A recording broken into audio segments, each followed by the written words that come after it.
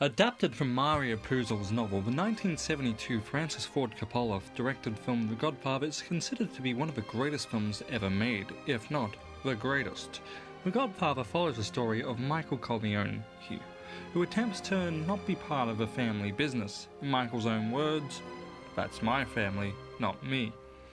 But as the film progresses, the sins of his family are impossible to avoid, as he slowly transforms into the heir apparent to the Corleone mob family.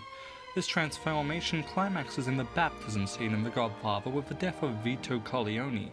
It is clear to the audience that the Barzini family, one of the 5 mafia families, a rival to the Corleones, plans to take power and control from the Corleones. However, Michael shows in that scene that he is in control.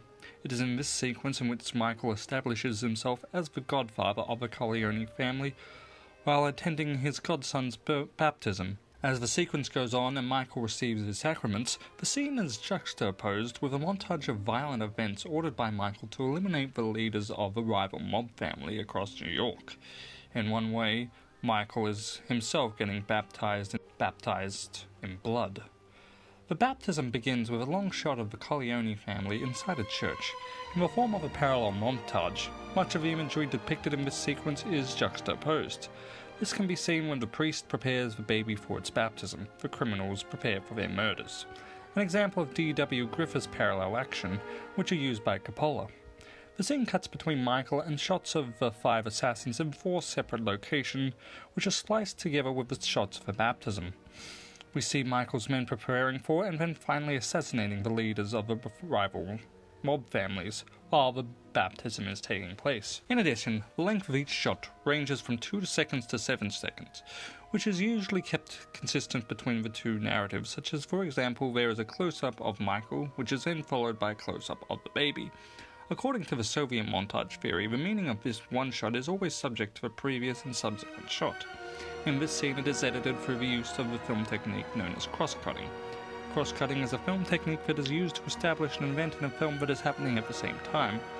Through this editing technique, the director is able to establish a subconscious connection between the 2 narratives for the audience. On one hand, Michael is in a church, observing and participating in the Catholic baptism, denouncing Satan, while on the other hand, Michael's men are committing acts of murder, a grave sin according to the Gospels, contrasting the 2 between the good of the church that it is meant to represent and the evils that Michael is committing. The use of montage recalls the early days of cinema of attraction, presenting a series of views to an audience fascinating because of the illusionary power, the spectator with the gruesome spectacle of the murders. The way in which the scene is arranged plays an important role in helping to establish the mood of the shot. The setting of the church is immediately established this way through the use of religious imagery such as stained glass windows, the cross, and the wooden benches. The priest is distinguished from the rest of the people in the sequence by the white robes that he is wearing, signifying to the audience the difference between the good and evil, while Michael, for contrast, is dressed in a black suit. In the church, we can hear the diegetic use of sound coming from a church organ.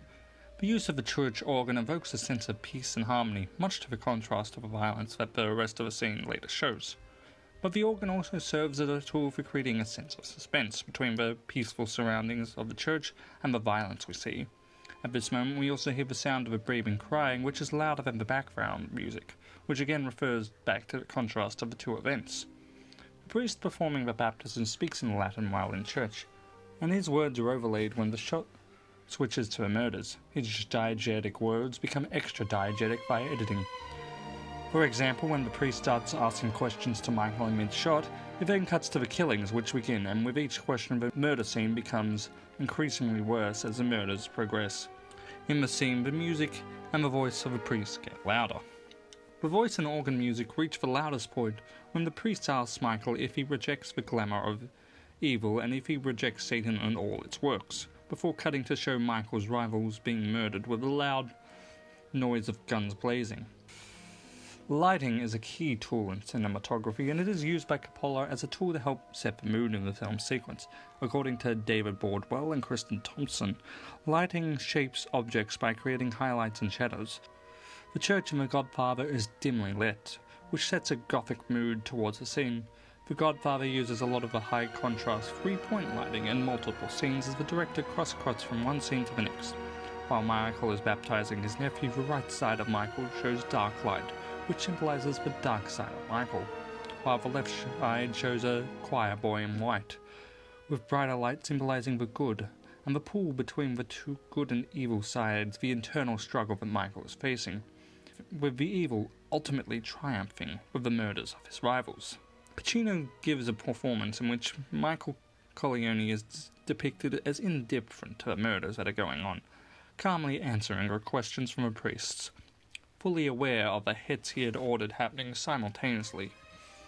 Pacino's performance is an example of the naturalistic acting technique known as the method. As coined by Stanislavski. Method acting codifies acting exercise, rehearsal techniques, and working procedures with the intention of helping actors achieve greater persuasiveness, feeling, and depth. The scene concludes when the baptism finishes. The killing concludes as well. In fact, when Michael and everyone leaves the church, the killers leave the scene simultaneously.